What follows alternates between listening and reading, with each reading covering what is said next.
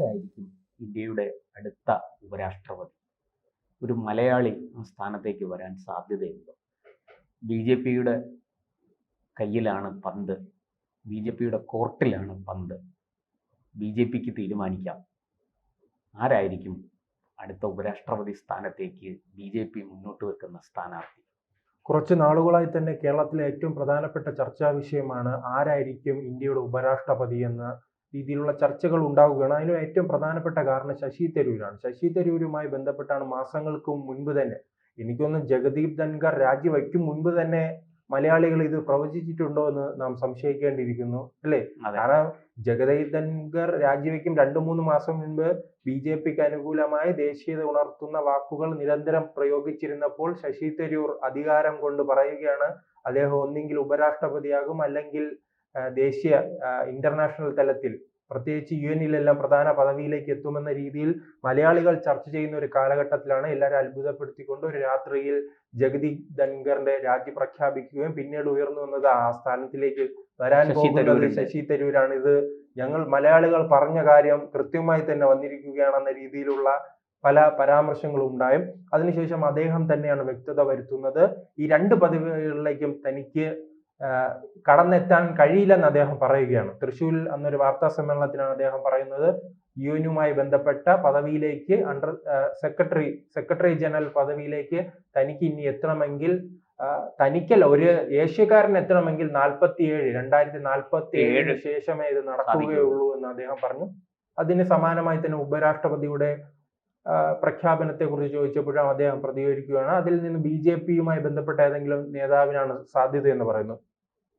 എന്തായാലും ഇന്ന് വൈകുന്നേരമാണ് അങ്ങനെ മാസങ്ങളുടെ കാത്തിരിപ്പിനൊടുവിൽ അവസാന ബി.ജെ.പി പ്രഖ്യാപിക്കാൻ പോവുകയാണ്. പല പേരുകൾ ഉയർന്നു കേൾക്കുന്നു. അതിൽ ഏറ്റവും പ്രധാനപ്പെട്ട പേര് ആരിഫ് മുഹമ്മദ് ഖാനാണ്. ആരിഫ് മുഹമ്മദ് ഖാനെ കുറിച്ച് പറയുകയാണെങ്കിൽ നമുക്ക് മലയാളികൾക്ക് വീണ്ടും കൂടുതൽ തെരഞ്ഞെടുപ്പിന് ശേഷവും പ്രഖ്യാപനത്തിന് ശേഷവും കൂടുതൽ ചർച്ച ചെയ്യാനുള്ള സാധ്യതയുണ്ട്. അത് ഏറ്റവും പ്രധാനപ്പെട്ടത് നാം ഒരു 2 ആഴ്ച 3 ആഴ്ച പുറകിലോട്ട് സഞ്ചരിച്ചാൽ നമുക്ക് മനസ്സിലാവും. കേരള ഗവർണറുമായി ബന്ധപ്പെട്ട് SFIയുടെ വിവാദം കത്തി നിൽക്കുമ്പോൾ SFIയുടെ ഒരു കുട്ടി സഹാവ് പറയുകയാണ് കേരളത്തിലെ നിലവിലെ ഗവർണർ ഒന്ന് ഫോൺ കറക്കി ആരിഫ് മുഹമ്മദ് ഖാനോട് ചോദിക്കണമെന്നാണ് പറയുന്നത്.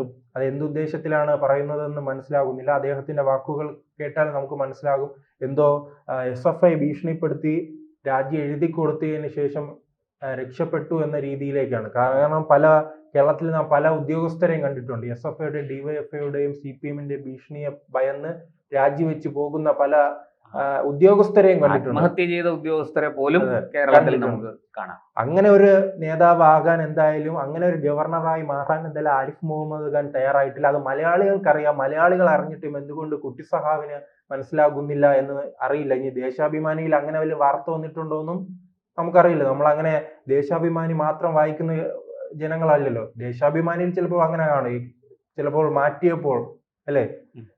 മാറ്റാൻ കാരണം അദ്ദേഹത്തിന്റെ കാലാവധി കഴിഞ്ഞപ്പോൾ മാറ്റിയതാണ്. ദേശാഭിമാനിയിൽ പിണറായി വിജയൻ ഭയപ്പെടുത്തി SFIയുടെ ചൂരലെടുത്തു, അങ്ങനെ ഓടി രക്ഷപ്പെട്ടു എന്ന രീതിയിലുള്ള വാർത്ത വന്നിട്ടുണ്ടെങ്കിൽ ചിലപ്പോൾ ആ അടിസ്ഥാനത്തിലായിരിക്കും അദ്ദേഹം സംസാരിച്ചത്. ദേശാഭിമാനി മാത്രം വായിക്കുന്ന, കൈരളി മാത്രം കാണുന്ന കമ്മ്യൂണിസ്റ്റുകാര് പാർട്ടി പ്രവർത്തകരും ഒക്കെ ആണെങ്കിൽ ഒരുപക്ഷെ അങ്ങനെ വിശ്വസിക്കാനുള്ള സാധ്യതയുണ്ട്. പക്ഷെ അങ്ങനെയല്ല. ഇത് കൃത്യമായി തന്നെ കാലാവധി കഴിഞ്ഞപ്പോൾ അദ്ദേഹത്തെ ബീഹാറിലേക്ക് മാറ്റുകയാണ് ചെയ്തത്. നമുക്ക് നോക്കുകയാണെങ്കിൽ പഴയ ജഗദീപ് ധൻഖർ അദ്ദേഹവും ആരിഫ് മുഹമ്മദ് ഖാനെയും ഒരേ ത്രാസിൽ തൂക്കുകയാണെങ്കിൽ സമാനമായി തുല്യ ശക്തികളായി നിൽക്കും. കാരണം ബംഗാളിൽ മമതാ ബാനർജിയുമായി ബന്ധപ്പെട്ട് എങ്ങനെയാണോ ഗവർണർ സർക്കാർ പോര് മുന്നോട്ട് പോയത്, അതിന് സമാനമായ രീതിയിൽ തന്നെയാണ് കേരളത്തിൽ ആരിഫ് മുഹമ്മദ് ഖാനും മുഖ്യമന്ത്രിയുമായുള്ള പിണറായി വിജയനുമായുള്ള പോരാട്ടം പോയത്. ഈ പോരാട്ടം എന്ന് പറയുമ്പോൾ അനാവശ്യമായുള്ള വിവാദങ്ങളല്ല. ഇവർ ഭരണഘടന, ഈ രണ്ടുപേരെ ലക്ഷ്യം ഭരണഘടന. ഇപ്പോൾ മറ്റൊരു മനുഷ്യനുണ്ട് ചെറിയ ഭരണഘടനയുടെ കോപ്പിയും കൊണ്ട് അങ്ങോട്ട് തേരാപാരാ നടക്കുന്ന ഒരാളുണ്ട്. അങ്ങനെയല്ല, മറിച്ച് ഈ പിണറായി വിജയനായാലും മുറുകെ പിടിച്ചുകൊണ്ട് അല്ല, ഈ 2 പേരാണ് 2 മുഖ്യമന്ത്രിമാരും എന്ത് പ്രവർത്തനം ഉണ്ടായാലും എന്ത് വിവാദം ഉണ്ടായാലും ഭരണഘടനയെ ഉയർത്തിക്കാട്ടിയാണ് പറയുന്നത്. ഭരണഘടനയിൽ ഇത് പറഞ്ഞിട്ടുണ്ടെന്ന് പറയും. പക്ഷെ ഈ ഭരണഘടന കൃത്യമായി പഠിച്ച്, അങ്ങനെയാണെങ്കിൽ ഞാനും വായിച്ചിട്ടുണ്ട് ഭരണഘടന, ഇതിൽ ഇങ്ങനെയും പറയുന്നുണ്ട്, നിങ്ങൾക്ക് അടിമയായി ഗവർണർ ഇരിക്കണമെന്നത് ഈ ഭരണഘടനയിൽ പറയുന്നില്ലെന്ന് അവരെ പഠിപ്പിക്കുകയാണ് ചെയ്തത്. അത് ജഗദീപ് ധൻഖർ മമതാ ബാനർജിയെ പഠിപ്പിച്ചു, കേരളത്തിൽ ആരിഫ് മുഹമ്മദ് ഖാൻ പിണറായി വിജയനെ പഠിപ്പിച്ചു. അത് നാം അങ്ങനെ രണ്ടുപേരും തുല്യ ശക്തികളാണ്. അതുകൊണ്ട് തന്നെ ചിലപ്പോൾ ആരിഫ് മുഹമ്മദ് ഖാന്റെ പേരാണ് ഇപ്പോൾ ഏറ്റവും അധികം ഉയർന്നു കേൾക്കുന്നത്. അദ്ദേഹത്തിനാണ് സാധ്യത, പ്രത്യേകിച്ച് ന്യൂനപക്ഷ സമുദായവുമായി അടുത്തു നിൽക്കുന്നു. അങ്ങനെ ഒരു വിമർശനമുണ്ടല്ലോ, എല്ലാ കാലത്തും ന്യൂനപക്ഷ സമുദായങ്ങളെ അവഗണിക്കുന്ന ഒരു പാർട്ടിയാണ് BJP എന്ന് പ്രതിപക്ഷ പാർട്ടികൾ ആരോപിക്കുകയാണ്. പക്ഷെ ഒരു മികച്ച ഒരു മുസ്ലിമായ ന്യൂനപക്ഷത്തിൽ നിന്നുള്ള മികച്ച ഒരു രാഷ്ട്രപതിയെ സൃഷ്ടിക്കാൻ വേണ്ടി വന്നത് BJP സർക്കാരാണെന്ന കാര്യം നാം മറന്നുകൂടാ.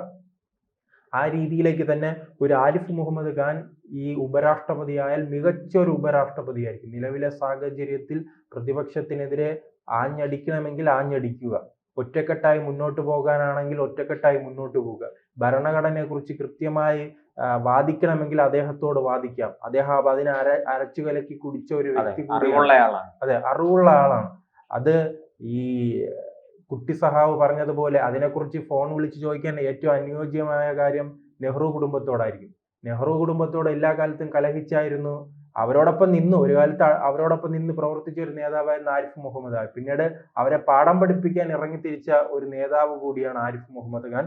അതോടൊപ്പം തന്നെ ആരിഫ് മുഹമ്മദ് ഖാന്റെ പേര് മാത്രമല്ല പിന്നീട് പരിഗണിക്കുന്നത് നിലവിലെ BJP പ്രസിഡന്റായ JP നഡ്ഡയുടെ പേര് പരിഗണിക്കുന്നുണ്ട്. അതോടൊപ്പം തന്നെ രാജ്നാഥ് സിംഗ് പരിഗണിക്കുന്നുണ്ട്.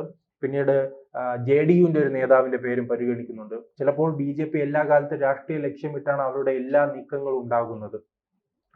നമുക്ക് തന്നെ അറിയാം, കമ്മ്യൂണിസ്റ്റ് പാർട്ടിയുടെ ഏറ്റവും വലിയ കോട്ടയായി അറിയപ്പെടുന്ന കണ്ണൂർ പിടിച്ചെടുക്കാൻ വേണ്ടിയായിരുന്നു ഇപ്പോൾ എല്ലാവരെയും BJP നേതൃത്വം പോലും അറിയാതെ തന്നെ അത്ഭുതകരമായി അവിടെ സദാനന്ദൻ മാസ്റ്ററെ അവിടെ MP ആയി കൊണ്ടുവരികയാണ്. അത് ഇപ്പോൾ ആ നാട്ടിൽ നൽകിയിരിക്കുന്ന ഊർജം, പ്രത്യേകിച്ച് കണ്ണൂരിലെ അവിടുത്തെ പാർട്ടി പ്രവർത്തകരിൽ നൽകിയിരിക്കുന്ന ഊർജം ചെറുതല്ല, വലിയ രീതിയിലുള്ള ആവേശമാണ് അവിടെ ഉയർത്തിയിരിക്കുന്നത്. വലിയ രീതിയിൽ CPM-നെ പ്രതിസന്ധിയിലാക്കാനും ഈ കാരണം കൊണ്ട് കഴിഞ്ഞിട്ടുണ്ട്. പല കമ്മ്യൂണിസ്റ്റ് പാർട്ടിയെ പേടിച്ച് ഭയന്ന് വെളിയിൽ ഇറങ്ങാൻ കഴിയാത്ത, BJP-യുടെ പ്രവർത്തനം കടന്നു വരാത്ത മേഖലയിൽ ഉൾപ്പെടെ സദാനന്ദൻ മാസ്റ്റർ കടന്നു പോകുമ്പോൾ വലിയ സ്വീകരണമാണ് ലഭിക്കുന്നത്.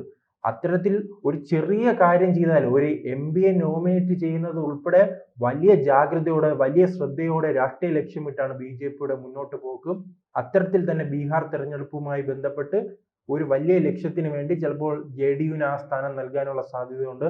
പക്ഷെ അങ്ങനെ ഉണ്ടാകുമ്പോഴും രാഷ്ട്രീയ നിരീക്ഷകർ പറയുന്നത് ജഗദീപ് ധൻഖർ എന്ന BJP-യുടെ അടിത്തറയില്ലാത്തൊരു നേതാവിനെ അവിടെ എത്തിച്ചു, ഉപരാഷ്ട്രപതിയായി എത്തിച്ച് വലിയ തിരിച്ചടി ലഭിച്ചിട്ടുണ്ട്. അത് നാം എന്തെല്ലാം പറഞ്ഞാലും വലിയ തിരിച്ചടിയാണ് ഉണ്ടാക്കാൻ കാരണം ഒരു വിവാദം, ഒരു അനാവശ്യമായി ഇപ്പോൾ ആ ഒരു വിവാദത്തിന്റെ ആവശ്യമില്ലാത്തൊരു സമയമായിരുന്നു. പക്ഷേ ഈ രാജ്യത്തോട് കൂടി തന്നെ ഒരു അനാവശ്യ വിവാദം ഉണ്ടാവുകയും BJP അത് പ്രതിസന്ധിയിലാക്കുകയും ചെയ്തിട്ടുണ്ട്. അത്തരം പ്രതിസന്ധികൾ ഉണ്ടാക്കാത്ത ഒരു നേതാവിനെയാണ് എന്തായാലും BJP ഇപ്പോൾ ലക്ഷ്യമിടുന്നത്. അത്തരം ഒരു നേതാവായി മാറാൻ എനിക്ക് തോന്നുന്നു ആരിഫ് മുഹമ്മദ് ഖാൻ കഴിയുമെന്നാണ് തോന്നുന്നത്. പക്ഷെ അദ്ദേഹത്തിന്റെ ഒരു എടുത്തുചാട്ടമുണ്ടല്ലോ, അത് വീണ്ടും BJPക്ക് തലവേദനയാകുമോ, ഈ രാജ്യസഭയിൽ തലവേദന ആകുമോ എന്ന് നാം ഇനിയേ മനസ്സിലാക്കാൻ കഴിയുകയുള്ളൂ. കാരണം ഇപ്പോഴുള്ള ഗവർണറുമായി താരതമ്യം ചെയ്യുമ്പോൾ ഇപ്പോഴുള്ള ഗവർണറും പിണറായി സർക്കാരുമായി ചിലപ്പോൾ ആരിഫ് മുഹമ്മദ് ഖാനേക്കാൾ കൂടുതൽ വലിയ രൂക്ഷമായ അകൽച്ച നടക്കുകയാണ്. പക്ഷെ അത് പുറത്തറിയില്ല. മറിച്ച് മറ്റൊരു നേതാവായിരുന്ന ആരിഫ് മുഹമ്മദ് ഖാൻ ആണെങ്കിൽ ഒരു രാഷ്ട്രീയ നേതാവിനെ പോലെ തെരുവിലിറങ്ങുന്നു, പ്രതിഷേധം സംഘടിപ്പിക്കുന്നു, പൊതു ഇടത്തിൽ ഇരുന്ന് തന്നെ പറയുകയാണ് പിയോട് വിളിക്കൂ, അമിത്ഷായെ വിളിക്കൂ. അതെല്ലാം ഗവർണറിന് അദ്ദേഹത്തെ തടഞ്ഞപ്പോ അദ്ദേഹം അവിടെ കാറ് നിർത്തി ഇറങ്ങി ഒരു കടയിലേക്ക് കയറി ഇരുന്നിട്ട് PA-യോട് പറഞ്ഞു അമിത്ഷായെ വിളിക്കാൻ. അല്ല, അതെല്ലാം നമ്മുടെ ഈ ഗവർണർ പദവി വെച്ച് നോക്കുമ്പോൾ അതെല്ലാം ശരിയാണോ എന്നത് സംശയിക്കേണ്ടിയിരിക്കുന്നു അല്ലേ. പക്ഷെ ഈ ഷഡനോട് ഷാഠ്യം എന്നുള്ള ആ ഒരു നയമാണ് ആരിഫ് മുഹമ്മദ് ഖാൻ ഉള്ളത്. അദ്ദേഹം വിട്ടുകൊടുക്കില്ല. അതെ, അത്തരം പ്രതിസന്ധികൾ രാജ്യസഭയിൽ ഉണ്ടാകുകയാണെങ്കിൽ അത് വലിയ രീതിയിൽ അദ്ദേഹത്തെ പ്രകോപിപ്പിക്കാൻ എളുപ്പമാണ്. പ്രകോപിതനായി അദ്ദേഹം ആവേശപൂർവ്വം എന്തെങ്കിലുമൊക്കെ സാഹസികം കാണിക്കുമോ എന്നുള്ള ഭയമാണ് BJPക്കുള്ളത്. ശരിയാണ്, ആ ഒരു പ്രതിസന്ധി ഉണ്ടാകുമോ എന്ന് ഭയപ്പെടേണ്ടിയിരിക്കുന്നു. പക്ഷെ എന്തായാലും ഇന്ന് തന്നെ സ്ഥാനാർത്ഥി പ്രഖ്യാപനം ഉണ്ടാകും. സ്ഥാനാർത്ഥി പ്രഖ്യാപനം ഉണ്ടായാൽ പിന്നെ അത് എനിക്കൊന്ന ഒരു രാഷ്ട്രപതി പ്രഖ്യാപനമാണ്. ഭൂരിപക്ഷം ലോക്സഭയിലായാലും രാജ്യസഭയിലായാലും കൃത്യമായ ഭൂരിപക്ഷം BJPക്കുണ്ട്. അതുകൊണ്ട് തന്നെ ഇന്ന് പ്രഖ്യാപിക്കുന്നതായിരിക്കും ഇന്ത്യയുടെ ഉപരാഷ്ട്രപതി.